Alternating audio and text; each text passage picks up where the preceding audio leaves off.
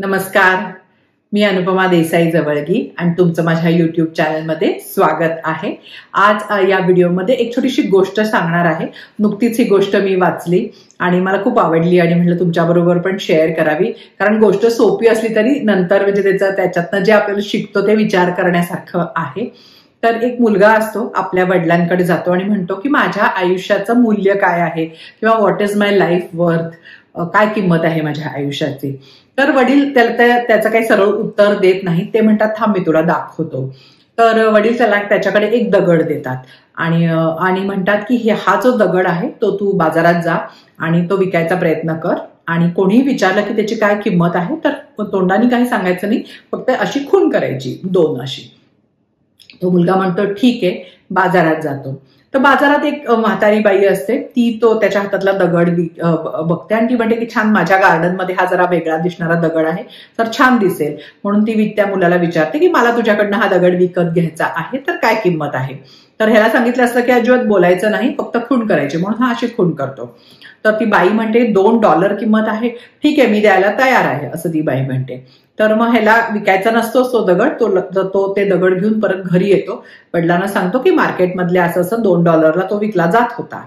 मग आता वडील म्हणतात की ठीक आहे, आता हाच दगड घेऊन एका म्युझियम मध्ये जा आणि म्युझियम मध्ये पण तेच करायचं, हे अजिबात बोलायचं नाहीये आणि तीच खूण दाखवायची कोणी विचारलं किंमत तर मग तो ठीक आहे म्हणतो, जातो आणि म्युझियम मध्ये तिथे एक सुटात अगदी छान माणूस असतो तिथला मेन, तो बघतो दगड, तो म्हणतो छान आहे दगड, हा मला म्युझियम मध्ये ठेवायला उपयोगाला येईल, तर त्याची काय किंमत असेल। तर तो मुलगा फक्त खूण करतो। मग तो माणूस म्हणतो की $200, काही हरकत नाही, मी $200ला हा दगड विकत घ्यायला तयार आहे। मग तसंच तो मुलगा परत दगड घेऊन घरी येतो, वडिलांना म्हणतो ते $200 देत आहेत। आता मग वडील म्हणतात ठीक आहे, आता शेवटचं एका म्हणजे जेम्स आणि ज्वेलर शॉप असतो तिथे यांच्याकडे जा आणि तिथेही तेच करायचं आहे, बोलायचं नाही, फक्त खूण करायची।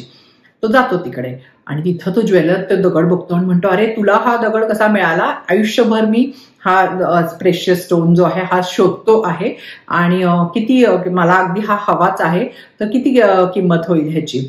तर मुलगा परत असं करतो, तर मग तो माणूस म्हणतो काही हरकत नाही, $20,000 मी या दगडासाठी द्यायला तयार आहे, मला हवाच आहे। मग तो मुलगा इतका खुश होतो, तसाच दगड घेऊन परत घरी येतो आणि वडिलांना सांगतो की ते तर 20,000 द्यायला तयार आहे। सो बघा, 2, 200 आणि 20,000 एकाच दगडाची किंमत। आणि वडील म्हणले आता तुझ्या लक्षात आलं का की या दगडाची किंमत, तो दगड कुठे आपण तो घेऊन जातोय, म्हणजे कोण त्याची व्हॅल्यू करते त्याच्यावर अवलंबून आहे। सो हे म्हणजे ह्याच्यातला आपल्या सगळ्यातला आपण घेण्यासारखा हे खूप मोठा धडा आहे ह्याच्यात, की आपली वर्थ जी आहे, आपली जी किंमत आहे, आपलं जे मूल्य आहे म्हणूया आपण, किंवा आपण किती अमूल्य आहोत, हे आपण कुणाकडचं ओपिनियन घेतो आहे, कुणाचं मत त्याच्यावर घेतो आहे, त्याच्यावर बऱ्याच वेळेला अवलंबून असू शकतं। कारण बऱ्याच वेळेला काय होतं की आपण आजूबाजूच्या लोकांना इतका कंट्रोल देतो ना की ते कदाचित असे असतील की त्यांना आपलं काही किंमत वाटत नाही, मूल्य वाटत नाही, आणि आपणही आपल्याला स्वतःला तसं समजायला लागतो की आपली व्हॅल्यू नाही आहे, पण ते तसं नाही आहे। तुम्ही जर का योग्य लोकांकडनं हे मत योग्य लोकांना जर हे मत विचारलं तर ते तुमच्यात बघू शकतील ज्या गोष्टी जे बाकी जवळचे लोक बघू शकत नाही आहेत। सो हे आहे की वर्थ ही एक जे ठराविक गोष्ट नसते, फिक्स्ड गोष्ट नसते। जशी त्या दगडाची किंमत काही फिक्स नव्हती, वेगवेगळ्या ठिकाणी त्याची वेगळी किंमत होती।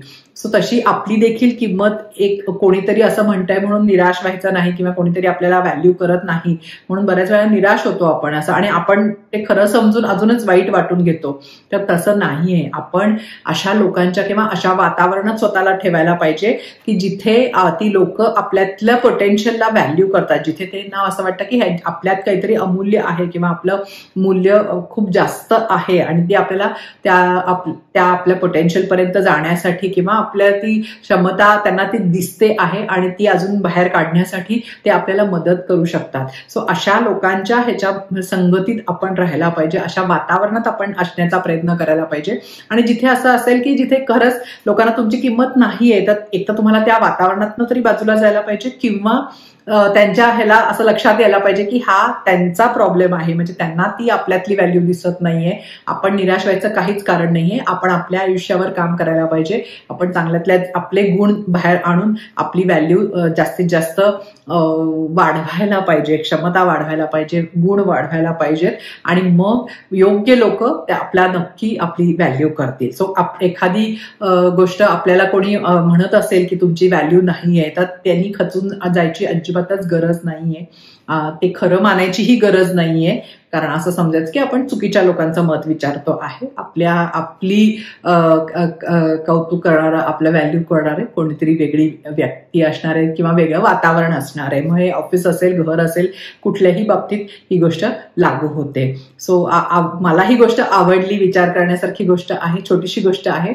सो बघा, तुम्हाला आवडली तर लाईक करा, ज्यांना उपयोग होईल अशा लोकांबरोबर शेअर करा, चॅनलला सबस्क्राईब करा आणि असंच पुढच्या व्हिडिओमध्ये एक नवीन विषय घेऊन भेटूया. थँक्यू. नमस्कार.